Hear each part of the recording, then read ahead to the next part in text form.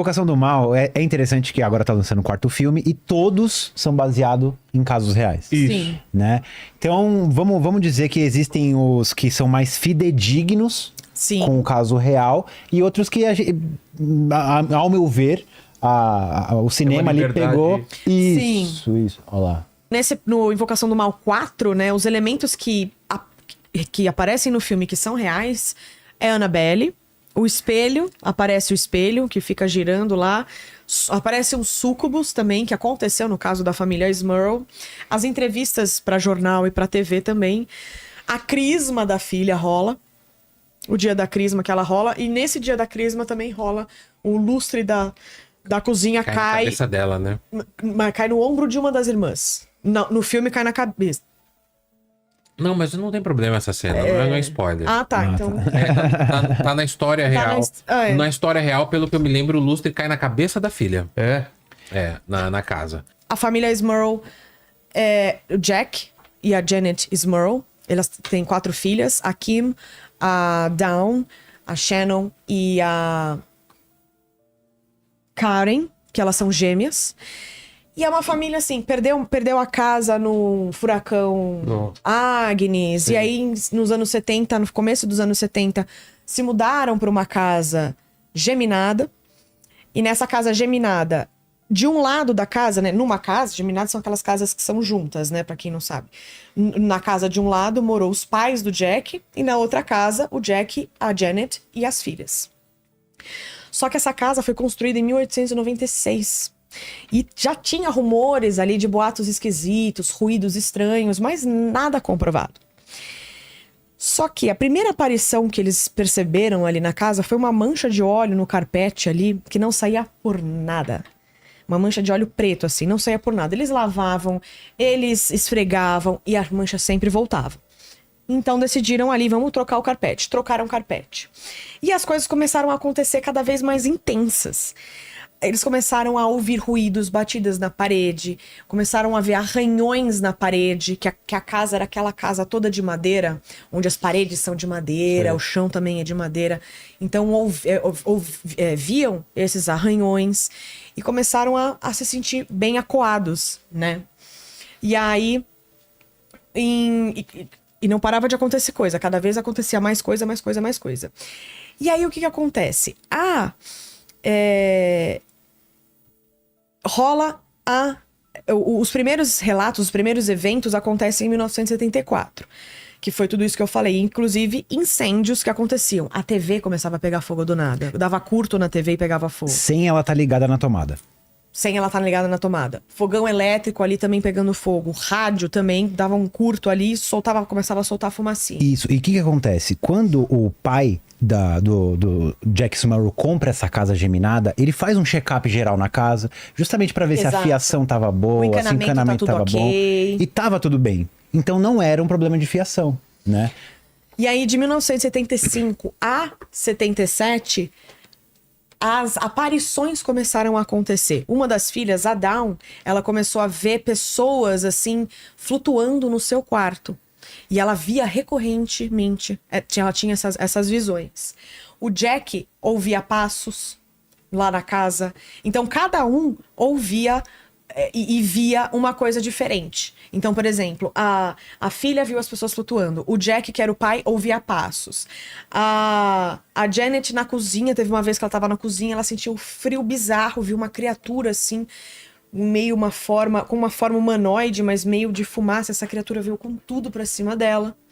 Então, assim, eles passavam por poucas e boas ali e ficavam lá aterrorizados. Gritavam, os vizinhos ouviam os gritos de terror deles. E era bem preocupante. Em 1984, ainda estava rolando tudo isso. Rolou a crisma da Kim, da filha deles. E nesse momento de crisma ali, eles mexendo bastante com religião, foi aí que o lustre da cozinha caiu em cima de uma das filhas, acabou machucando. O Jack também acaba levitando, ele tá dormindo, ele acorda, ele tá uns 60 centímetros acima da cama, assim, ele se assusta, cai de novo. Então, ataques poltergeist, assim, ataques reais, assim, que eles estavam vivendo. E assim, Passou 1985, ainda sofrendo várias coisas. E aí, no final de 85, a própria Janet começa a pesquisar sobre demonologia. Falando, cara, eu preciso entender o que tá acontecendo nessa casa. Porque desde 73 a gente tá rolando isso e já é 85, é muito tempo. E aí ela acaba ligando para um padre, né? O padre Sim Maloney, pra perguntar, falar, me ajuda, vem aqui, vem pra cá. Esse padre vai até a casa deles, abençoa a casa toda, mas tudo volta. Não adianta nada. Não adianta nada. Então, o ponto final para eles foi quando a Mary, a mãe do Jack Smurl, que morava na casa geminada do lado, não morava da casa do lado, ela começou a presenciar coisas também. Não só na casa da família Smurl. Ela levita, ela tem um momento ali que ela levita. E aí a família toda assustada falou, cara, não, vamos chamar um outro padre. Eles chamaram um outro padre chamado John Ray. Esse padre foi lá, fez toda a oração, fez todo o exorcismo, mas nada mudou. A mesma coisa acontecendo. Tava tudo acontecendo. A Janet... em 1986, um ano depois, uma amiga da Janet. Esse não é o caso da família Smurl. Esse é o caso do poltergeist. Do poltergeist de Enfield. Uma amiga dela indica um professor chamado Ed McMorrow. E esse cara liga para os Warrens. Já em 86, sendo que começou tudo em 73, 74. E aí, os Warrens vão até a casa deles junto com uma médium chamada Diana Hayes e uma enfermeira. E logo que eles chegam lá, eles entram, a Lorraine e essa médium já sentem a energia pesada. A Lorraine anda pela casa, todas as investigações ela fazia isso, para sentir qual cômodo que tá mais denso, o que tem e o que não tem. Aí a família toda. Essa é a família. Ela sentiu que tinham 4 entidades na casa. Uma mulher idosa, confusa, perdida. Uma mulher jovem, super violenta. Um homem de bigode. E também um espírito maligno, denso ali, que eles chamam de espírito inumano, que estava ali sugando a energia da família. Quanto mais a família, isso também tá no livro, quanto mais a família ficava brava, triste, deprimida, mais esse espírito se alimentava e se manifestava ali. Isso, inclusive, o Ed Warren, ele percebeu várias vezes que o Jack e a Janet estavam discutindo. E quando isso acontecia, ele falou assim, quando vocês forem discutir, discute fora da casa, porque a discussão vai ajudar a alimentar os espíritos. Nossa. E aí os Warrens começaram a fazer toda a investigação, montaram os gravadores de voz, montaram as câmeras, e durante a investigação, nas gravações, ouviram barulhos da parede. Não relataram esses barulhos. Ali o pai do Jack Smurl ali atrás, a casa geminada também. Bem anos 80 aconteceu mesmo. Na Pensilvânia. Aconteceu na Pensilvânia, exatamente. E em um dos quartos, um dos cômodos, o Ed Warren, demonologista, também foi fazer um rito ali de exorcismo ali para tentar, um rito de provocação, porque ele fazia isso também. Ele provocava para a entidade se manifestar, para ele entender o que é e também para ele já jogar água benta, já fazer o rito de exorcismo. Então, eles não faziam nada se a entidade não tivesse ali, por exemplo.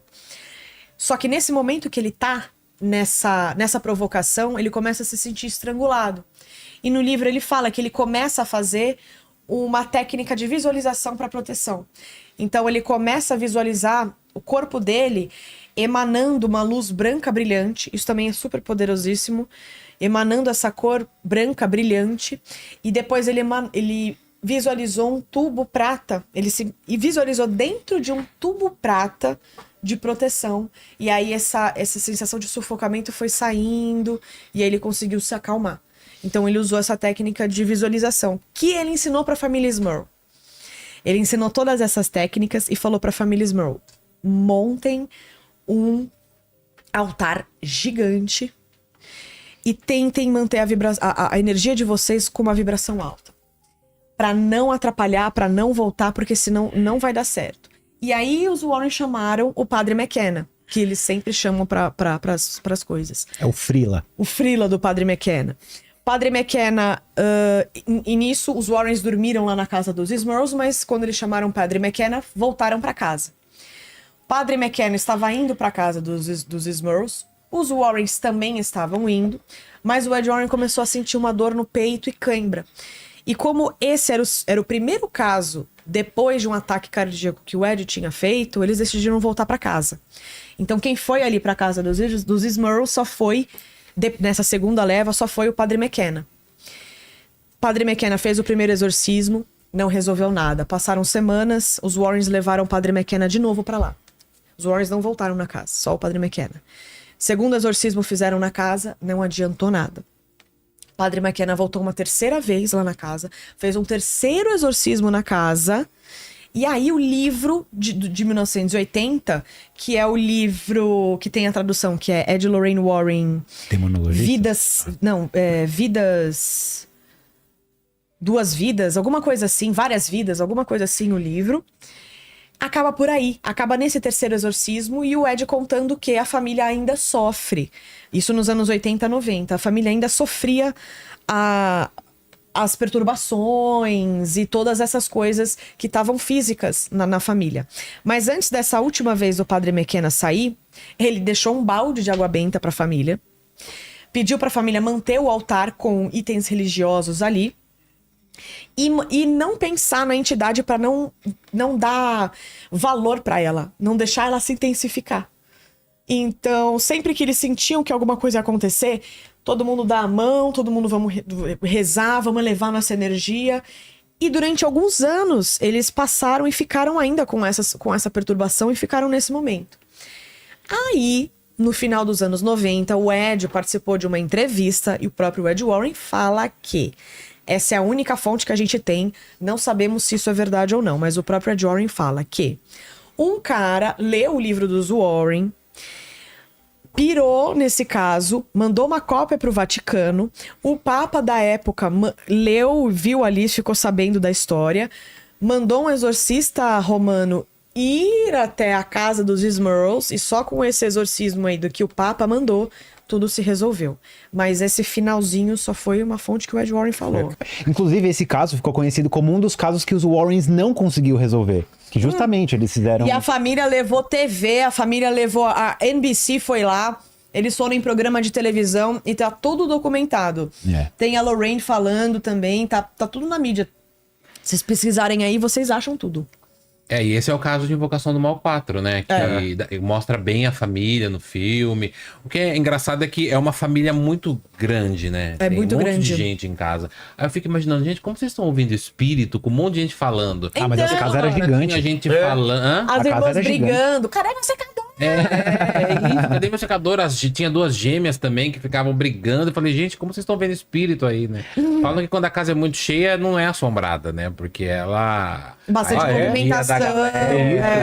Falam que é difícil. Depende, se todo mundo estiver brigando ali na casa. Ah, tá. Se é um clima ruim. Mas sim.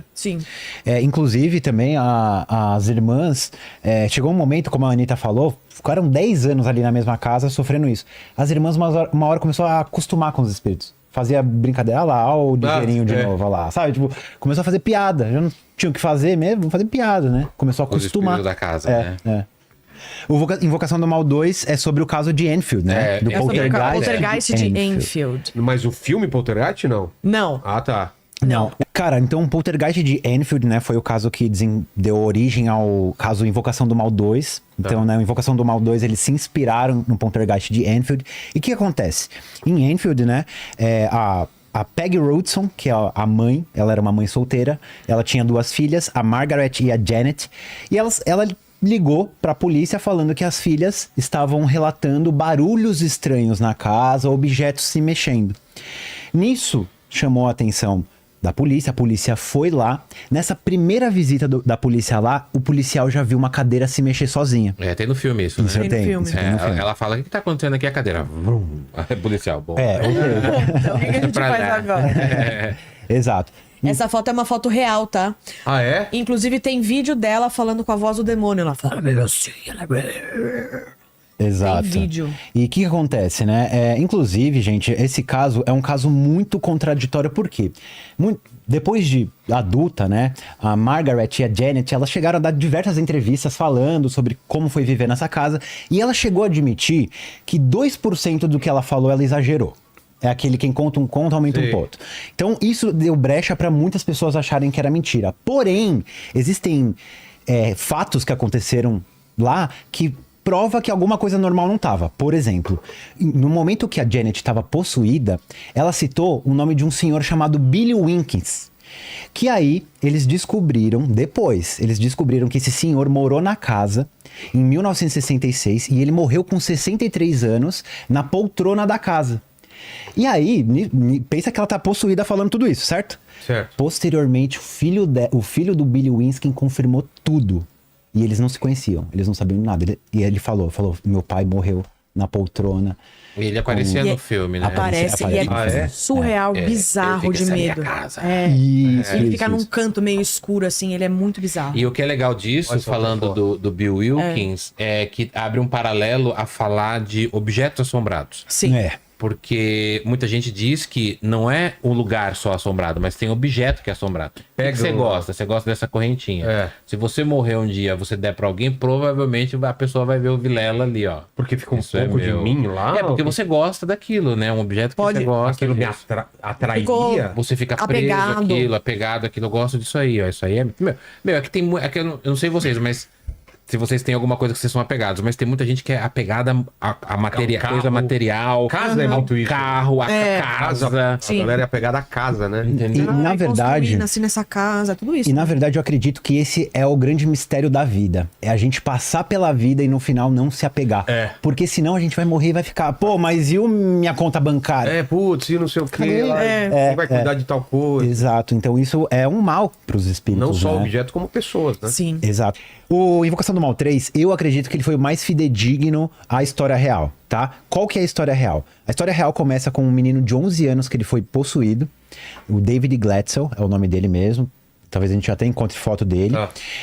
Ele foi possuído e a irmã dele, a Debbie Glatzel, tinha um namorado chamado Ernie Cheyenne Johnson. Eles começaram a perceber que o seu irmão começou a mostrar comportamentos estranhos, comportamentos de quem estava possuído. Eles eram uma família espiritualizada, então já tinha um pouco mais de conhecimento. Chamaram Ed e Lorraine Warren para investigar a casa. Os Warrens começam a fazer um exorcismo no menino. Na hora que eles estão fazendo um exorcismo no menino, o namorado da irmã do menininho, né, o Ernie Cheyenne Johnson, pegou o menino e falou assim: se tem um demônio aí dentro, eu quero que você ataque a mim. Sai daí e vem pra mim. O que você acha que o negócio fez? Que foi. O negócio falou, beleza, demorou. Ameaçou. Ele desafiou o demônio pra entrar, o demônio falou, beleza, vamos lá, casa nova. Opa, vamos lá, não precisa pagar aluguel. O que acontece? Depois disso, o Ernie Cheyenne Johnson começou a apresentar uma série de situações. Isso, mas esse é o David Glatzel da vida real e aquele é do filme. Tá do lado esquerdo. De óculos é filme. De óculos é filme. Isso, e o outro é da vida real. Inclusive tem uma cena que ele se contorce todo. Não é CGI, é uma menina que faz ele possuído. Que faz ele possuído. Ela tá com uma máscara assim dele, ele se contorce assim, ela bota a cabeça pra cá. É bizarraço, mas é uma menina mesmo. E aí, o Ernie começa a apresentar uma série de eventos paranormais, como flutuar, ouvir barulho estranho. Ele se tornou uma pessoa agressiva, coisa que ele não era. A ponto de, o que foi a maior tragédia desse caso, ele matou o chefe da esposa dele. Da Debbie. Da Debbie. Não deu aumento, tô brincando. Na verdade... Vai dando ideia. Vai dando ideia. Ele agrediu o Alan Bono, era o nome do cara. Ele agrediu o Alan e matou o Alan. E o que acontece? Ele disse que ele estava sob possessão demoníaca. Né? Esse caso foi parar na justiça, ele foi preso. E os advogados dele começaram a alegar que ele estava sobre possessão demoníaca na hora que ele cometeu o ato. Sob influência do demônio. Exatamente. Foi o primeiro caso registrado nos Estados Unidos onde a defesa apresentou uma possessão demoníaca como desculpa, argumento ali da morte. Tanto é que esse caso, o nome do caso é O Demônio Me Fez Fazer. The Devil made me do it, né? O demônio me fez fazer ali, né? Exatamente. Então, esse caso rolou tudo isso. Óbvio que esse papo... Óbvio não, né, gente? Perdão. Mas esse papo não colou ali na época na justiça. Ele foi preso, sim, né? Mesmo os Warrens tentando intervir junto com os advogados. E o que acontece? Agora a gente vai pro filme Invocação do Mal 3. Eu consigo ver tudo isso que eu te falei lá no filme. Tudo que eu te falei tem no filme. Toda Concorda? a história baseada... No caso real. Que lembra o caso real, né? Sim. Aham. Mas tem uma parte lá que a polícia, a Lorraine se junta com a polícia, eles vão na floresta. Essa parte já é mais Não, é brisa, dramatização. mas eu consegui ver tudo, Sim, desde sim. o David Glatzel até o cara sendo preso e atirando a vida do chefe. Coisa que eu não consegui ver já no primeiro, segundo e no quarto. Não, no primeiro deu pra ver, o segundo também. O primeiro, ele é bem assim... Ele apresenta as histórias dos Warrens. Ele apresenta os Warrens pro mundo, que né? filmão. Tanto é que mostra as palestras, a própria Lorraine tá lá na cena. Você vê. E aí que é engraçado, por exemplo, a Lorraine faleceu em 2019, né? Ela participa do filme, no primeiro. A verdadeira Lorraine Warren, ela tá no filme, ali assistindo, gravando uma cena. O Patrick Wilson e a Vera Farmiga, que é o Ed e a Lorraine no filme, eles vão lá conhecer a Lorraine, passam um dia no museu, tiram fotos. 3 dias no museu, conhecem a Annabelle, tiram foto do lado da Annabelle. Então é assim, é uma genialidade no sentido de... Eles pensaram o quê? São famosos, né? Já são conhecidos aqui nacionalmente ali no país deles, né? Mas pegar um caso real e levar para o cinema como ficção e dar essa inflada é o que fez a gente caçar tudo deles, né? Porque, por exemplo, a gente tem bons casos no Brasil que dariam pra fazer um filme. Até o da Xuxa mesmo. Super. Até a da Xuxa. Eu acho que o da Xuxa daria mais pra fazer. Poltergeist do Sul. Nossa, isso é bom, hein? Ela levantando o colchão, né? Você lembra É disso? muito engraçado ela assim, ó, deitadinha assim, e só o lençol. cobertor indo embora e ela assim. É verdade. Ela tá assim, ó. Cara, não. Passou até no Fantástico. Era de uma menina que ela... Como era o nome dela? A gente sempre esquece o nome Leonice. Eu acho que é Leonice o nome dela, se eu não me engano. Ela tinha poderes paranormais. Aí ela deitava, fazia o colchão levantar, fazia as coisas se moverem. E isso aparece na matéria do Fantástico. O colchão levantando, tudo, eles lá. Assim, temos coisas assim. Mas o Padre Quevedo Sabia desmentiu que ela... desmentiu ela, né? Mas você sabia que ela cresceu, se casou... Leonice, né? Leonice. Ela cresceu, se casou e ficou trabalhando com consultas espirituais. E ela faleceu em 2010 de câncer. Ah, é? E o Fantástico voltou lá algumas outras vezes também. Ela dizia que ela tinha um poder da mente, etc. A cidade inteira foi atrás. A família botou uma plaquinha assim, a menina não está. Porque, a galera queria... A menina não está, eu amo essa placa. A menina não está. Não tá aqui. Ela saiu da escola porque dizia que na sala onde ela tava vinha rajadas de vento do nada. Então ela parou de ir pra escola. Isso aconteceu com 13 anos. Com 15 anos o Fantástico volta, faz uma nova entrevista junto com ela.